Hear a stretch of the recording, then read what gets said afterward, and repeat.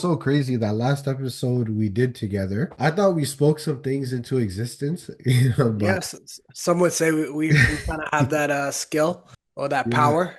it's been quite an interesting start to the season for the NBA. One of the discussions that we were having on the last time that we did an episode was that bringing in gambling to the NBA, I thought was a problem and wasn't a good idea.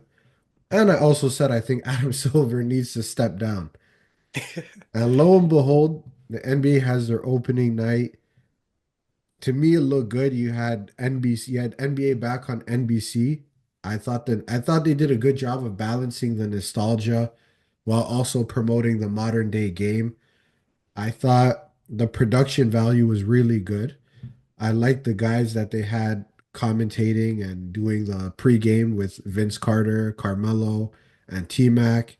Mhm. And I thought they did a good job of keeping it about the game. And it wasn't really about pushing narratives or storylines. It was just about basketball and actual analysis. And then you had the halftime interview with Michael Jordan, which was really engaging. And, he's a good storyteller, and you kind of just like to hear from someone like that. And so I was thinking to myself, like, man, the NBA is riding a high right now. You had a good double overtime game with Yeah, OKC and Wemby's Rockets. going crazy. Wemby's looking like the next gen. Yeah, so they had a good string of games going, and it looked like they had some momentum. And then just like that, we get the story of this, I guess, this gambling ring that's Yeah, going on. yeah. I mean, a bunch of arrests, right? A head coach, Portland Trailblazers, and Chauncey Billups getting arrested. You just wouldn't think that going into this early into the season. You think it would happen in the off season prior to the season starting, but having a head coach getting arrested and a player that probably was getting prepared to play and getting arrested as well, it's just like that's something that you're like, whoa, like all of a sudden it's happening now, just at the start of the season. Like that's definitely something that threw everyone off for a roller coaster.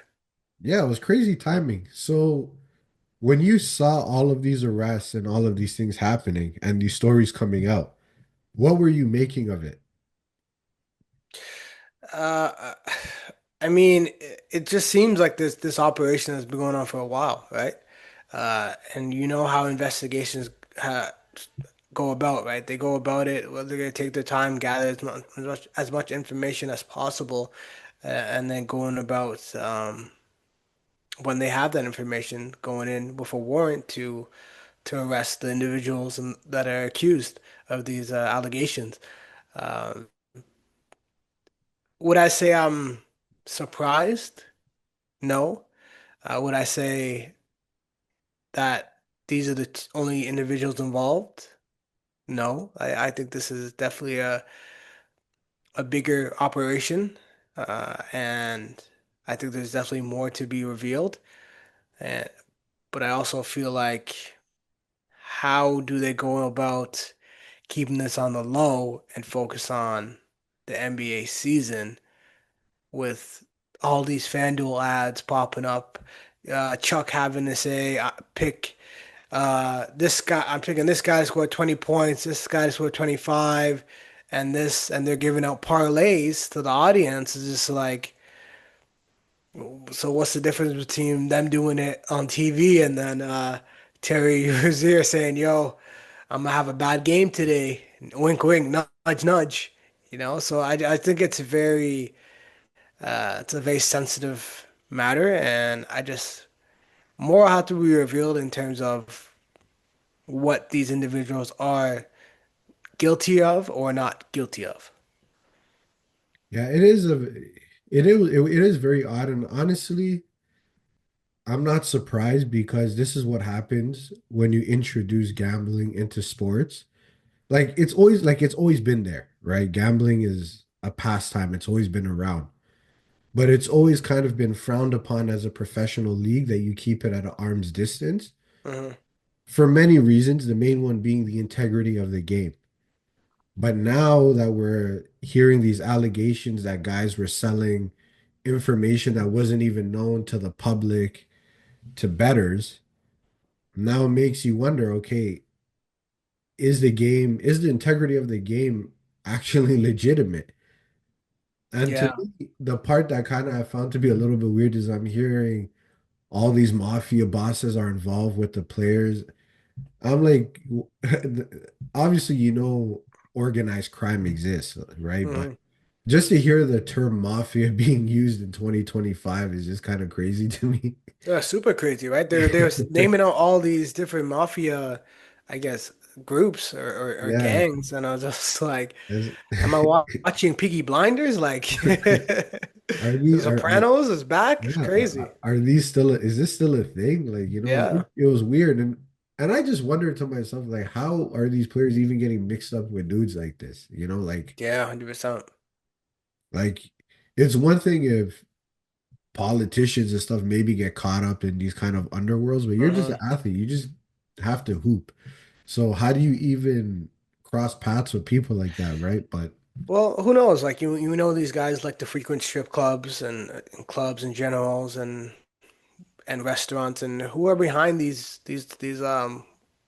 institutions, really and truly. They're usually watching these restaurants and strip clubs and all these different storefronts are usually washing money for these mafias and these gangs, right? So it's a good point. it's not too far to assume that like they can't get mixed and mingled with those same individuals. Yeah, but here's the part that I think is kind of the craziest thing to me is that these athletes, they make millions of dollars, right? Hmm. But it just goes to show that even though they make all that money, they don't have the smarts. Like they may have hit the genetic lottery in terms of their ability Hmm. physically, Yeah. but it still shows that there's a huge gap in maturity and how they are mentally. Because we could look at it and say, okay, well, you're making tens of millions, hundreds of millions of dollars. Why throw it all away for thousands? All right. But the thing is, it's not really about the money that makes them do it. It's the fact that they're young, Hmm. they got access to a lot of money quickly in a very short period of time, and they have these vices. And it's a recipe for disaster. So when you're dealing with a vice such as gambling, and really you can probably substitute gambling with any other vice that exists, Hmm. there's gonna be behavior that they do that just doesn't make sense. There's no rationale behind why they're doing what they're doing. But they're getting caught up in these things. And so this is also too why you don't want to get mixed up with gambling because if it's not going to affect the player directly, it's going to Hmm. affect someone around them, which is ultimately going to come back to the player itself. So either way, you're not setting yourself up for success, which is why I always thought bringing gambling into the NBA was dumb. Yeah. But the point that I was making in that last episode when we discussed is that Adam Silver is a suits guy. So Hmm. he's just looking at it like, here's how much money I can Business make. deals. Yeah. Yeah. So he's just looking at it from a business standpoint, but he's not looking at it from what's actually good for the game, the integrity of the game. None of that stuff matters to him. Yeah. And now the fact that he's being summoned to speak before Congress is a terrible look for the league. Yeah. And It is. all that greed, look where it got you. Yeah. And I feel like it's going to be even more interesting, right? Because, like, okay, say the current generation of players in the league, right? I mean, they didn't come up with they knew about gambling, but the accessibility just wasn't there, right? Where it's just like on your phone you can download an app and then start betting, right? Like that it didn't come till later on, so they're not really privy. And then them being in the league, they would never even think about doing it per se. Um, but we're gonna get a younger generation of high people that are in high school now or college now that are doing it daily. Like it's a an addiction for them or a vice for them that they just do it with their daily routine as a side hustle to make some extra coin, right? And for those individuals now that like have these vices and then are going to be entering in the league, of course they're going to be plotting or thinking, but again, they might now backtrack on that with all these arrests and all these things that are coming out now. But I feel like it'll still be hard for them in terms of dealing with these vices and battling these addictions um, that they've developed over time. And then now it's like, okay, I'm in the league now, so I can't do it. You know, there's always gonna a friend group or someone that they know. They're like, okay, like, like I play with this player XYZ, small conversation to nudge them on like pivotal information for them to hit a bet, whatever the case may be, right? So I feel like there's ways around it for the younger generation to somewhat be smarter about how they're going about it. I feel like Rozier and some of these older heads that are getting caught, like their their negligence is more so like they're not being smart about the way they're going about it. It's not so much that like they make a lot of money and they're trying to make more money. It's just like they just have this vice, right? And they're just doing it just to do it, right? So it'll be interesting for those that are not in the league and the newer generation that then comes in the league to find smarter and better ways to crack the system. Yeah, but yeah, because now that this Pandora's box has been opened, you can't just easily close it, right? So, Yeah. I mean, they're gonna try to find loopholes, but I think the NBA is entering a scandal era, Hmm. and they've done a pretty good job up until this point being relatively scandal free, Hmm. while all the other sports league kind of had their own little issues, some larger than others. But I think the NBA has now reached that point where their scandals are going to start coming to the light. So I think this gambling thing is really just the first of a long laundry list of issues.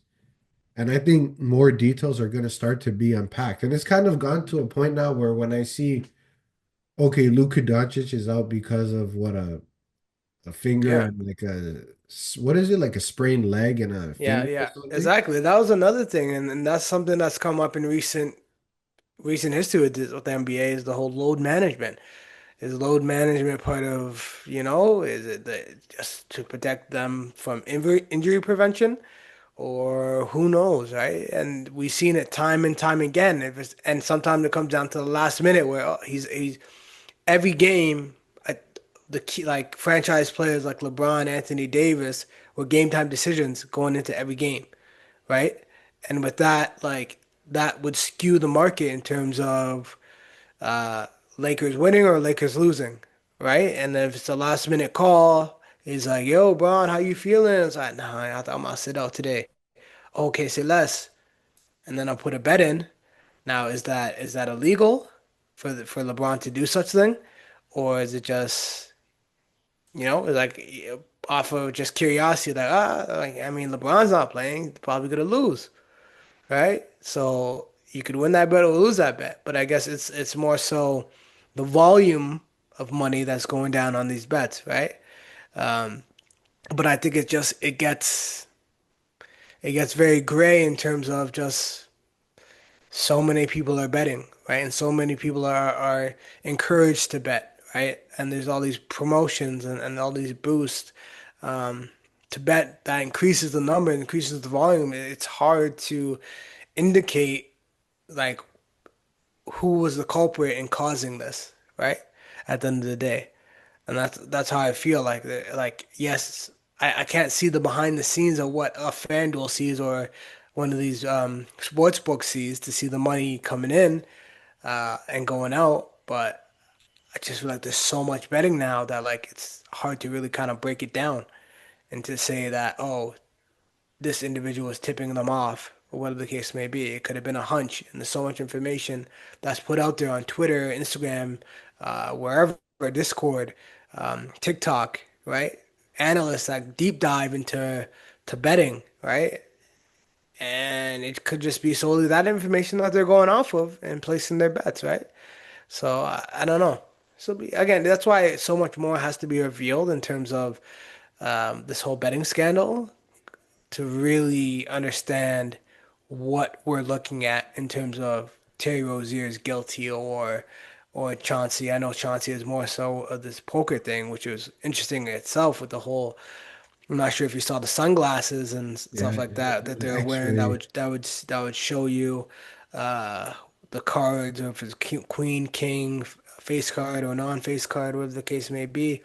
Um, it's crazy, right? I mean, Mhm. I feel like gambling should have been one of those things reserved to a place like Vegas. You know, you go to Vegas, you gamble, you know, all like that. But now it's just global. You can you can gamble from, again, any state that has it legalized, or country or province that has it legalized. You can just pick up your phone and go, right? And feel like you're in Vegas, right? And I don't think that's was a good decision for society at all. And I'm very thankful I never got into it. Hmm. I don't even like understand the terminology or how this stuff works. Hmm. But I see it all the time on social media. Oh, this player messed up my parlay and Yeah. this. Like for me, I always thought parlay was just a French word for talk. But like clearly, Parlez-vous. so like yeah, so I just see it now and I see how much it has infiltrated the game. Hmm. And the whole Chauncey Billups thing to me was crazy. And I do wonder, now there's no precedent for this, but I do wonder if it comes down to the NBA having to protect itself and protect his image. Would they basically disqualify him or boot him out of the Hall of Fame and rescind his entire resume and accomplishments? Like, if that's what it has to come down to for the league to try to save its reputation, I could see them doing that. But I think this gambling will just be the straw that breaks the camel's back, and I think it's going to unravel and uncover more things. Yeah. And Adam Silver has always been quite lenient in terms of punishment. I know Ja Morant was probably the most egregious punishment that he's given out, but he was aware of this whole Terry Rozier situation, that game where everyone knew about it when he was losing the ball, turnover, bad shots, this, that, and the allegation started from then. Could you see why Adam Silver wasn't keen to act then and there? Was it probably he just didn't have enough information? I know I remember he looked into the injury report and he was actually hurt, um, from whatever records that showed up in terms of his injury report. But do you think, because he was clearly like privy to this information or aware that something was going to come up,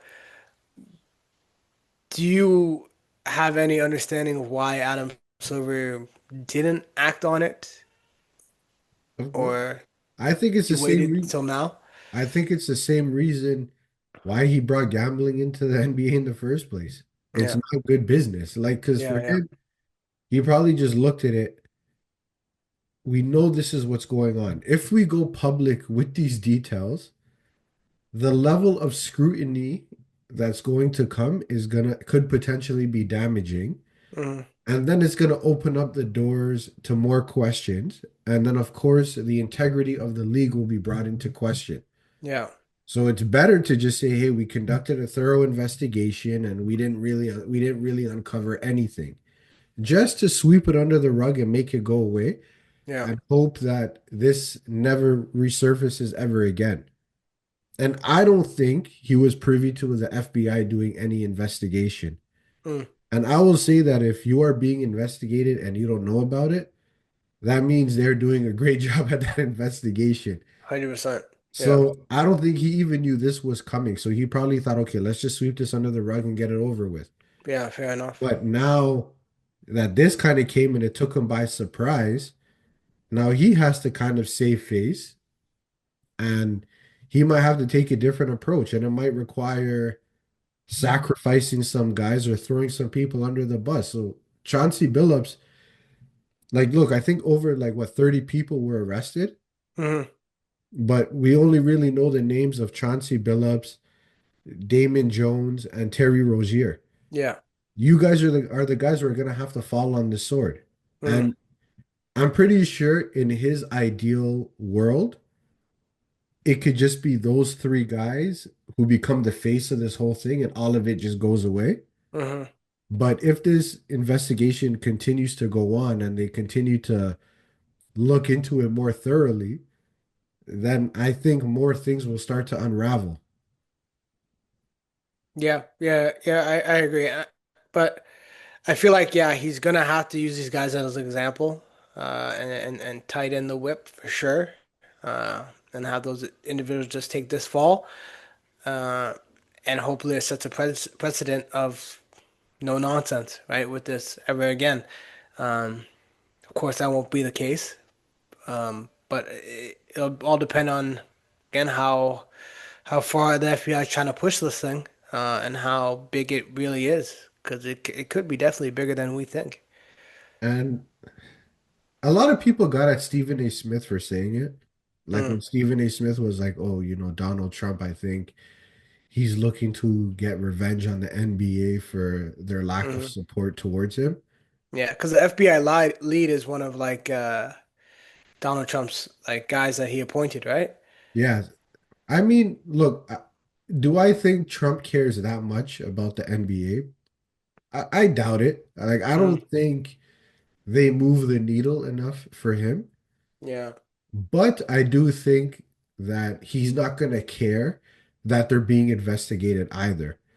So it's like, hey, if you're doing this investigation, it goes where it goes. You have my full support. I don't care. Hmm. Hmm. Right? Like, I don't think he would go out of his way to say, hey, let's focus specifically on the NBA. Right. But he's probably not much of a fan of them either. Yeah. Yeah. So Fair enough. it's probably Yeah. like, hey, if you guys gonna go ahead and do this investigation, you guys have my full support. See where it takes you.